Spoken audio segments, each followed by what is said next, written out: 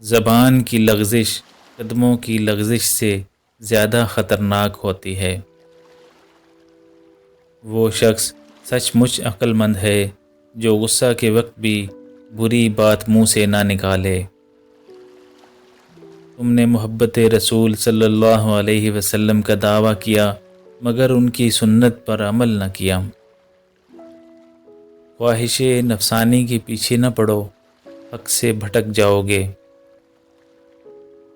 اگر تو اس قدر نماز پڑھے کہ پشت خم ہو جائے اور اس قدر روزے رکھے کہ بدن حلال بن جائے، ہرگز فائدہ نہ پائے گا تا وقتے کہ مال حرام سے پرہیز نہ کرے گا۔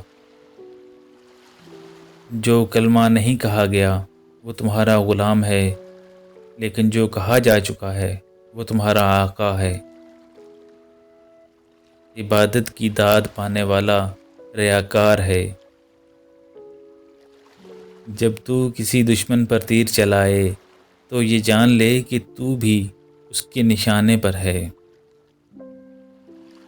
جس شخص کو سال بھر تک کوئی تکلیف یا رنج نہ پہنچے، بس وہ جان لے کہ مجھ سے میرا رب ناراض ہے۔ فقر یہ ہے کہ اگر دونوں جہان اس کے ترازو کے پلڑے میں ڈال دیے جائیں تو ان کا وزن مچھر کے پر سے بھی کم نکلے۔ اپنے پیچھے سونے کا محل چھوڑنے سے نیک نامی چھوڑنا بہتر ہے۔ آخر زمانے میں علماء امیروں کی قربت پر لڑیں گے جس طرح کے مرد عورتوں پر لڑتے ہیں۔ یہ لوگ بدترین مخلوق ہوں گے۔ جس عورت سے اس کا شوہر راضی ہو وہ جنت میں جائے گی۔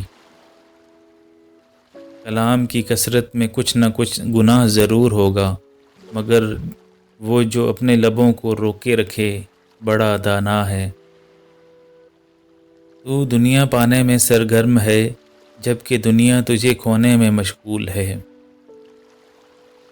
نہیں ہے اچھی دنیا مگر ذکر الہی کے ساتھ، نہیں ہے اچھی آخرت مگر عفو الہی کے ساتھ، نہیں ہے اچھی جنت مگر دیدار الہی کے ساتھ۔ موت کے مقابلے میں دلیر رہو، زندگی بخش دی جائے گی۔ حقیقی صبر یہ ہے کہ بلا کے آنے کو ایسا سمجھے جیسا اس کے جانے کو سمجھتا ہے۔ گناہ کی قدرت حاصل ہونے پر تمہارا خوش ہونا گناہ کرنے سے بدتر ہے۔ بدن کا چراغ آنکھ ہے، اگر تیری آنکھ درست ہو تو سارا بدن روشن رہے گا، اور اگر آنکھ خراب ہے تو سارا بدن تاریک ہوگا۔ خدا سے غافل ہونا آگ میں جانے سے زیادہ سخت ہے۔ شروع کرنا تیرا کام ہے اور تکمیل کرنا خدا کا۔ بعض لوگ طہارت خانے سے پاک ہو کر باہر آتے ہیں، لیکن بعض خانہ کعبہ سے واپس آتے ہوئے بھی پلید و ناپاک ہوتے ہیں۔ ایک دم کے لیے بھی موت کو فراموش نہ کرو۔ عالم بے عمل پارس پتھر ہے جو دوسروں کو سونا بناتا ہے لیکن خود پتھر رہتا ہے۔